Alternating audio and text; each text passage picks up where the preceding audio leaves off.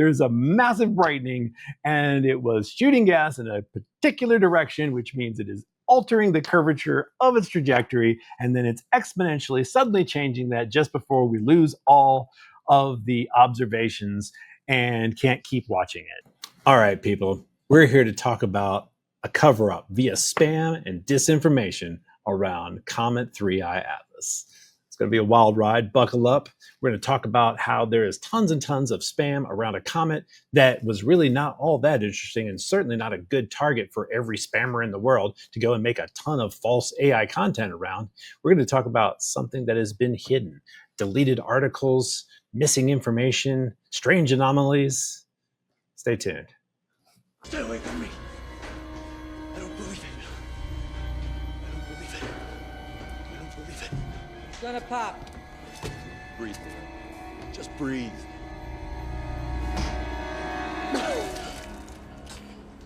Why is there so much disinformation? Why are there just flat out lies in all of these AI videos? Just they're so easy to debunk. Well, there's a cover up, and I'm going to tell you all about it here in just a minute. So, first, we need to talk a little bit about what 3i Atlas is. Okay, so from what you know about it, the mainstream idea about it is just that it's this comet. It's coming in. Everything's normal. Nothing to see here. Move along. No big story, right? And then the other side is like, it's definitely aliens. It just turned, it exploded and melted Mars and some other crazy thing. And so it's like, but why? Now, at first I thought, maybe it's popular. It's neat. It's like, some people are like, kind of interested in it. Maybe that's why there's just this flood of lies. And so they're just, it's just typical clickbait thing. But there are you cannot type in 3i Atlas into YouTube and not pull up 40 different lies, just completely easily debunked. It takes 5 seconds to debunk all these videos, but there's so many of them. Well, that's the thing.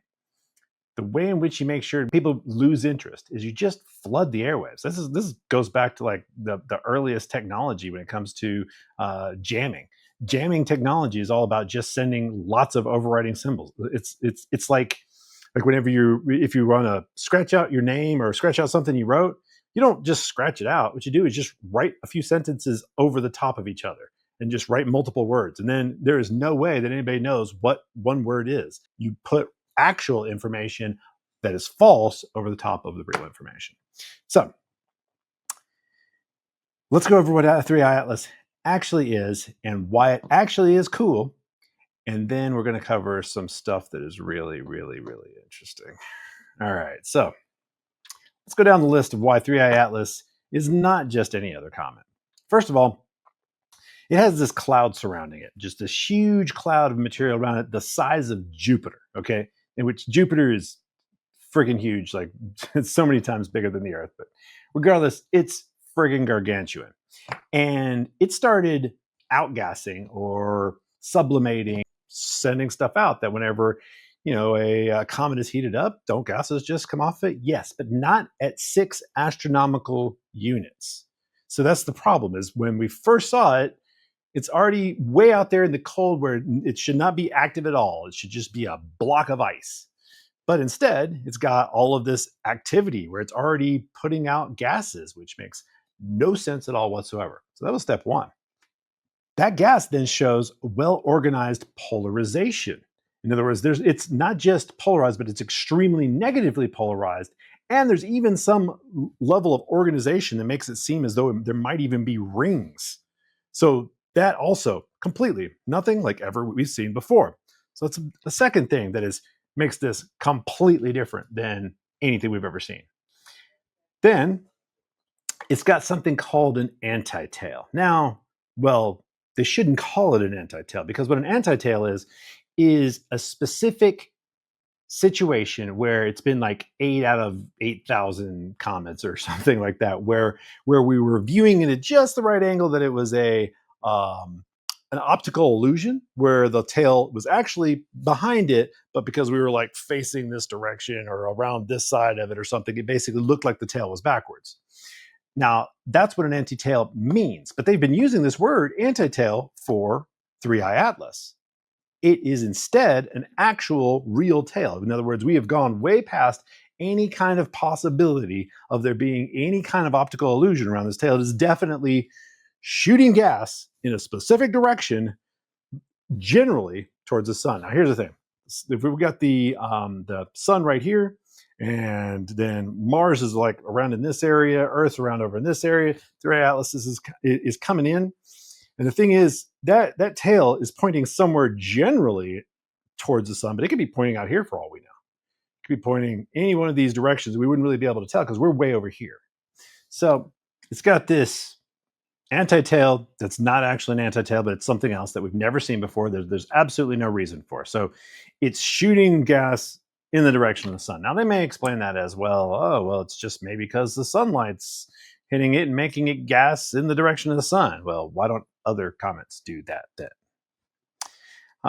So that's the explanation, and it's got a tail that's 10 times the width of this gargantuan, you know, cloud. So it's got this huge cloud and a really long tail pointed generally kind of in the direction of the sun from our perspective. Then one of the things that they also don't tell you about this comet is that it's coming from the direction. Now it's about 8 degrees off, but it's coming generally from the direction that we saw the wow signal. Now, if you remember what the wow signal is, that was one of the first times that we were using our telescopes to listen, with the SETI program and try to find out if there were going to be any signals that really, really gave us the idea of something that was a structured signal that would be technological. It's the wow signal, so it's coming from that direction. If you know, you enjoyed that fact. Then comets are supposed to be made of mostly like ice. So there's supposed to be tons of water, but then what we end up finding is there's almost no water outgassing from this comet. So it's not a comet in any way that comets are supposed to be, thought of. This is not a comet. So what's coming out instead is CO2 at 8 times the amount of the little bit of water that's also there. And that's 6 standard deviations beyond what we've ever seen. So that is a huge, in scientific terms, that is a huge, huge difference from any kind of expectation. So expectation after expectation, things are not anywhere near what they're supposed to be over and over. The other thing is that it starts out red, and as it starts to close in on the sun, it changes to green, and now it's just becoming this bright green thing in the sky. Now, what else is interesting about it? What's interesting about the comet is that it's coming in at an angle that there is a 500 to 1 chance of it going along the ecliptic. So something that's coming from outside our solar system, there's no reason for it to go the way that the planets circle around. It could be coming in this way or any one of those millions of different ways, but instead it's coming straight in from the side. And not just straight in from the side, but the perfect timing to go to 3 different planets, to visit close by 3 different planets. And the possibility of it going along the ecliptic is 501. The possibility of it passing by 3 planets is 200,000 to 1. The combined probability of those 2 things is 100 million to 1.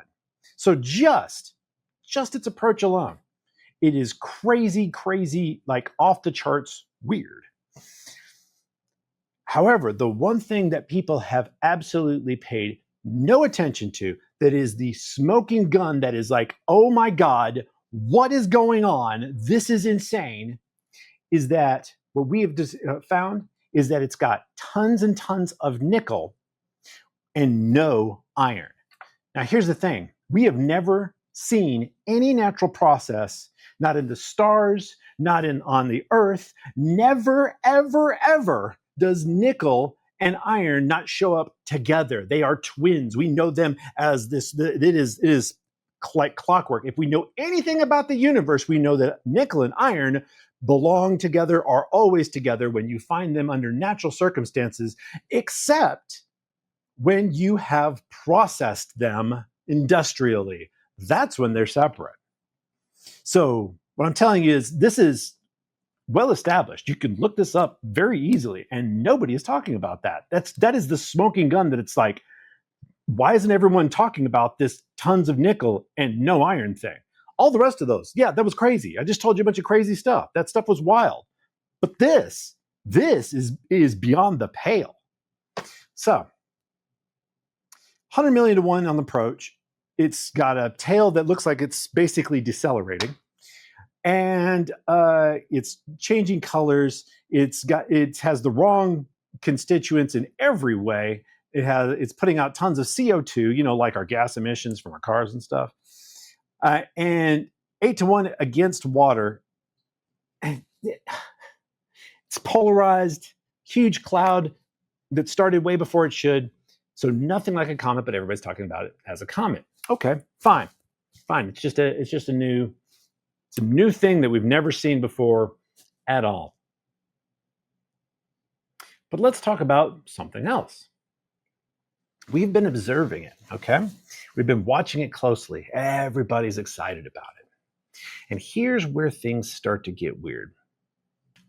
Let me pause here for a second. And now let's talk about the anti-tail, because the thing that people aren't talking about with the anti-tail, that's not an anti-tail, is that it is impossible in celestial mechanics to outgas, especially in a given direction. Now, if you're just outgassing in all directions, well, then the forces will equal out, right? But if you're outgassing in a specific direction, which is what they're absolutely saying it's doing, they're not denying that, then you're going to change the path of the object. Yet no one is talking about a change to the path of the object. This is just pure, completely like basic physics, that you can't shoot material off of something as you're traveling through space without changing the way in which you're moving. There's conservation of energy, conservation of momentum. There's all of these laws that you absolutely have to you can't believe anything about physics if you don't believe that it putting out gas in a given direction isn't altering it from a purely gravitational shot through there. So why are they not talking about that? Well, let's take a hypothetical, because if it's coming in and it's shooting a tail basically in the direction that it's going, then that's a deceleration. So let's talk about what a deceleration would do as it's traveling through our solar system. Deceleration on something, the reason why it's going into our solar system and right back out is because it's going so fast. If it goes slower, it starts to be caught up in the gravity of our solar system, so therefore it'll curve. And the slower it goes, the more it curves, the more it's affected by our gravity. So slowing down makes it get pulled in by the gravity, but going so fast means it would be theoretically leaving. So what deceleration means is curve in towards the middle of the solar system. Well, so let's look at what it takes for it to curve in and arrive at Earth.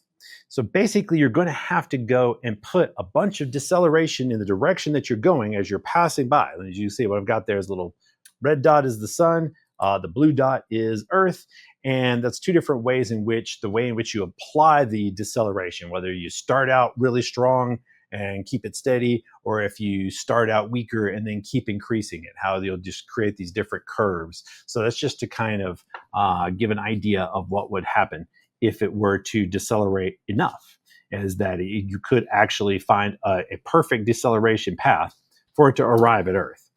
So then what reason do we have to think that that might be a possibility? Well, when we first looked at it, it's like the amount that it's outgassing in the direction, well, that's not really that much of a deceleration. It's just enough to change it some. So maybe that's why they weren't talking about it. It's just enough to change it a little, and they'll update it later when it comes out the other side of the sun, because that's what's happening. It's going to pass behind the sun, and we won't be able to watch what happens as it makes its curve around the sun. We just have to wait, till it gets to where we can observe it again. It's already at a point where we can't really observe it right now.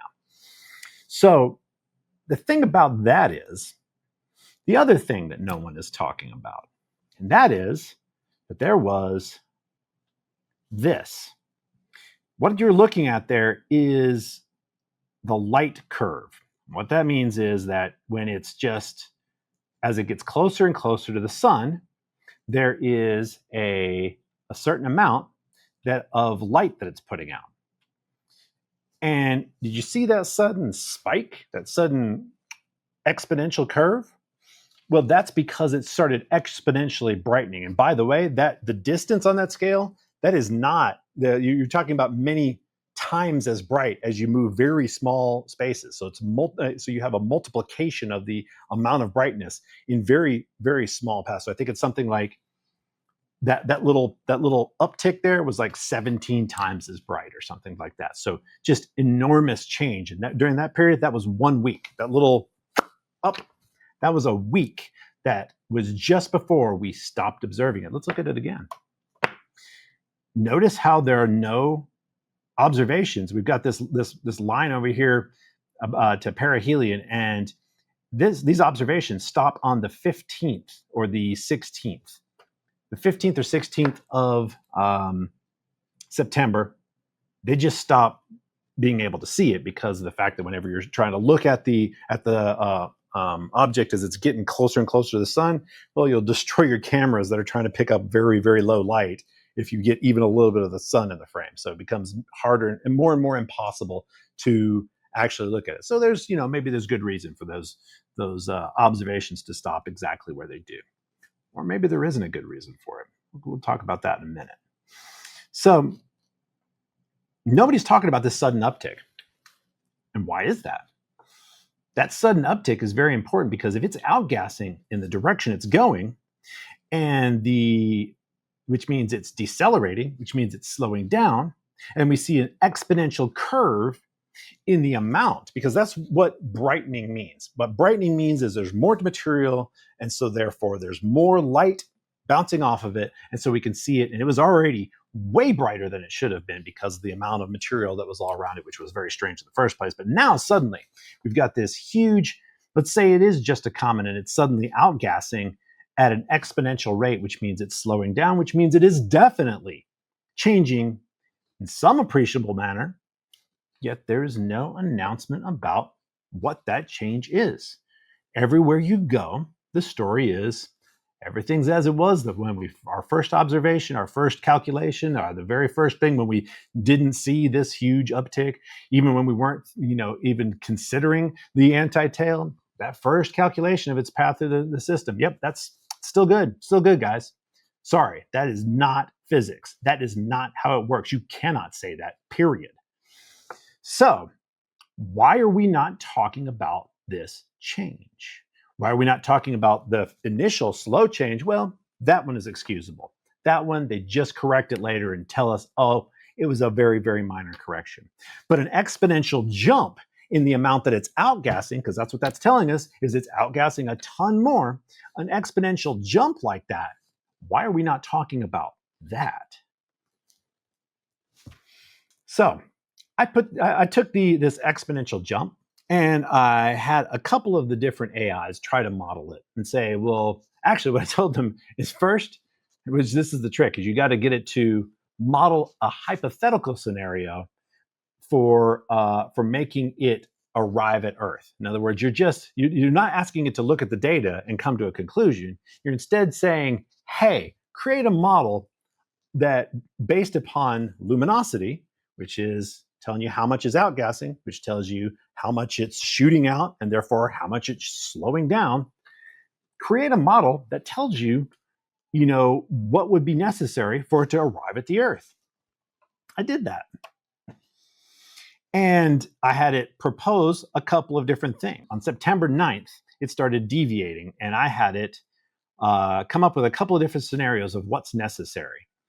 And in one case, you can see it barely deviates down there at the bottom. And in another case, you've got it just immediately going to just full on acceleration. Like, in other words, it's hitting the acceleration necessary throughout the trip. That's what that red line is. And then in the third one, that's a halfway between. So all three of these scenarios, all three of them are light curves of different ways in which the acceleration, in other words, how much it's outgassing and how fast, has 3 different ones that would be necessary for it to slow down enough to curve around and meet Earth. And what do you know? The middle one was the Goldilocks zone, and it exactly matches our change in the light curve. So that's odd. Now, that's very inaccurate. Even though a couple of different AIs ran the numbers, we can't necessarily trust that. But it is very interesting. Then, something else I noticed.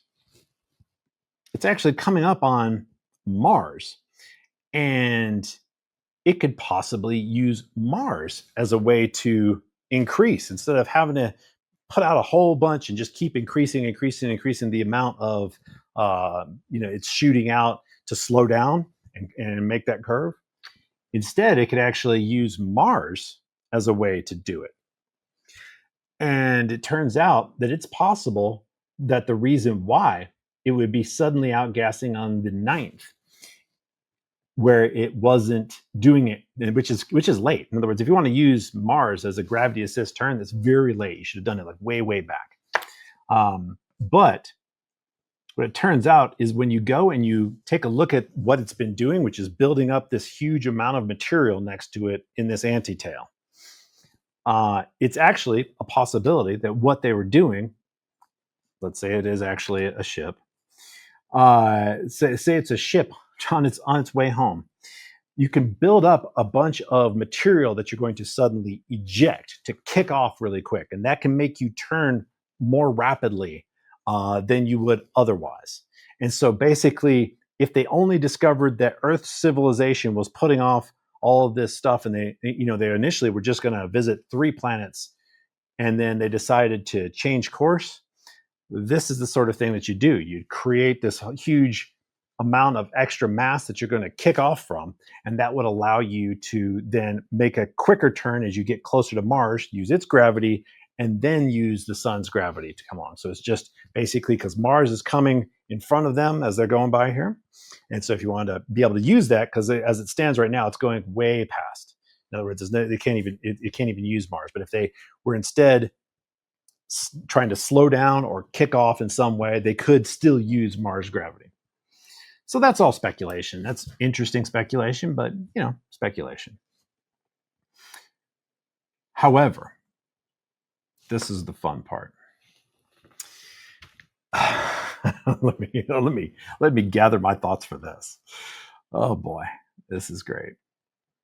So, did we start this conversation talking about that there was a cover-up, that there was disinformation? Yes, we did. And let's see what that disinfo was. Well, it turns out that every space agency everywhere has been trying to get images of 3I Atlas. They've been trying to find out absolutely everything about it. It is the biggest news in astronomy. Every single mission out there that's around Mars, there are different probes out this way and that way. They're all turning to look at this thing because it is a once in a lifetime opportunity, and it is especially a once in a multiple, not lifetimes, possibility that you would have something that you sent out for the purpose of studying asteroids coming close to an interstellar object. The possibility of this is just so low, it's so unlikely, and it just so happens that we had a probe sent out to look at an asteroid. Now, what probe might that be? It's called the Psyche mission. And the Psyche mission, it's PSYCHE, something like that. You can look it up. And what's interesting about it is that it was doing testing on September 25th. And normally, these missions, they like to keep their little blogs, and they have been keeping a blog on this specific mission and saying anything that it does. And so all these little things like tests, all of the news about it, they actually make sure to put that out and, have their little keeping up with the mission briefing. But the thing about it is, suddenly there's a piece missing in that mission log, because what we find out is that on the 25th, They were doing testing of all of the images, of all the imaging, abilities and its maneuverability, and they've been taking pictures of a variety of different things. And they turned around and took a picture of Earth on September 25th, and which is just a little bit before they'll be reaching a third of an astronomical unit from 3i Atlas. So this is the closest approach anything could possibly have. We're talking about it's almost within the dust cloud of 3i Atlas. It is as close as we are possibly going to get. This is the best opportunity for anything, anywhere, to possibly look at this thing. And so on September 25th, they had just turned around. They proved that all their imaging was working. They shot a picture of the Earth and the Moon. And you haven't heard a single thing since September 4th. Lots of different websites have actually talked about, oh, it's probably taking pictures right now. Today is September 23rd. And it was the closest it's ever going to be, the closest anything is ever going to be to 3i Atlas with equipment specialized for looking at objects in space. And you've heard nothing. So isn't that interesting? So now not only has Psyche just gone quiet, or there's just no new news somehow. No new news from that perfect once in a many lifetimes opportunity when absolutely every single other thing that we have out there is pointed at 3i Atlas. No news. And then there's another set of telescopes, etc., that are around Mars that are supposed to be looking at it already. We're not hearing anything from them. Isn't that interesting? So going back in July, so Atlas was discovered July 1st.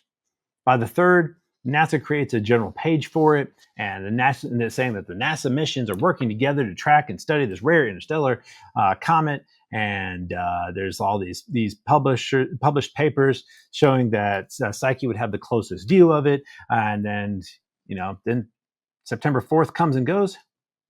It's at 0.3 astronomical units, closest we could possibly get without just destroying every mission and sacrificing everything to try to get close to it.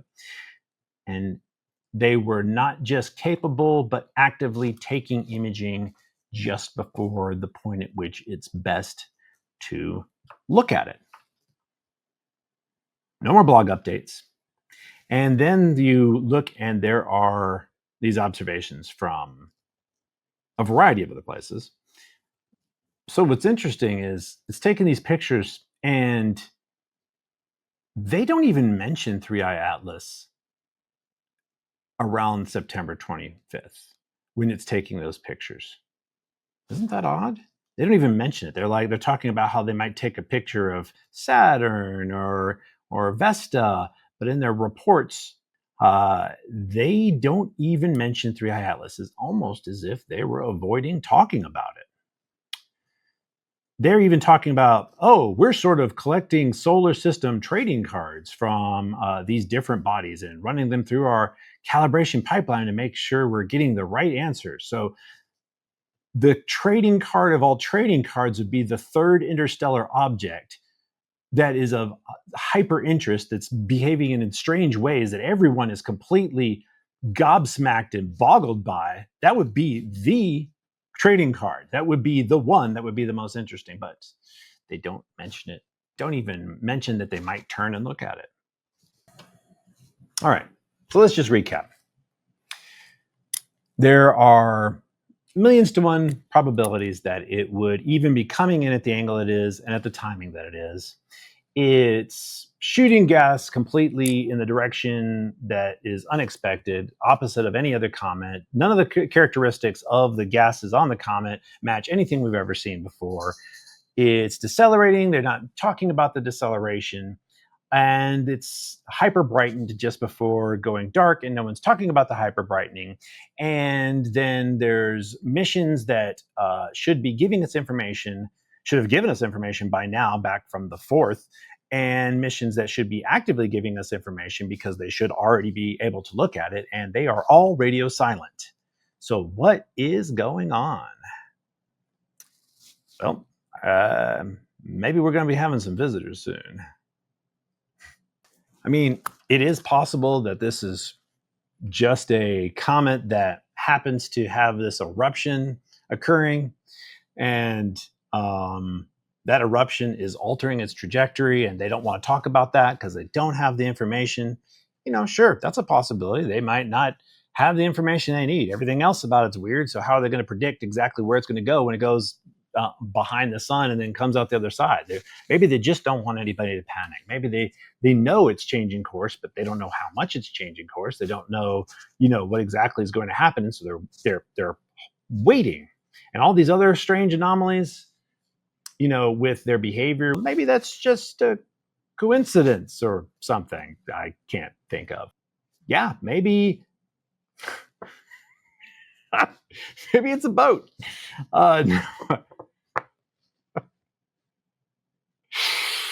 Oh God, yeah, no, maybe the I it's really hard to make excuses at this point. It really is. Maybe it is actually that they don't want us to know that it is turning, because that's what that is. That maneuver of shooting out a ton of extra gas and suddenly it breaking loose. That's an eruption at the very least. Okay, at the very least, this is a comet that has just erupted a huge amount and completely altered everything that we knew about it, and they're not telling us anything about it. That is absolutely, you cannot deny that. There's a massive brightening, and it was shooting gas in a particular direction, which means it is altering the curvature of its trajectory, and then it's exponentially suddenly changing that just before we lose all of the observations and can't keep watching it. So they're definitely, at the very least, not commenting on that. So there's something they're not saying.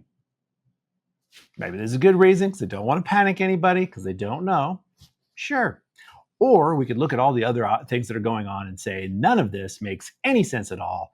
And we go back to the smoking gun that never, ever, ever, ever have we ever seen nickel and iron be separate from each other by a natural process. So, I mean, yeah, maybe this is some new thing from other solar systems. That's a possibility. Maybe somehow in other solar systems, even though we've been looking at the light from many other solar systems very carefully, doing spectroscopic analysis of lots of different things from other places and in other solar systems, and we theoretically know what's required for the formation of these elements, and we know that they shouldn't be separated except by industrial process. Maybe this one thing, if we close our eyes really hard to all the other pieces of evidence that we have here, maybe that's just a coincidence. I mean, and honestly, it could be this, but regardless of how you look at it, this is the most anomalous astronomical event with the most crazy possibilities. And the radio silence is suspicious as hell.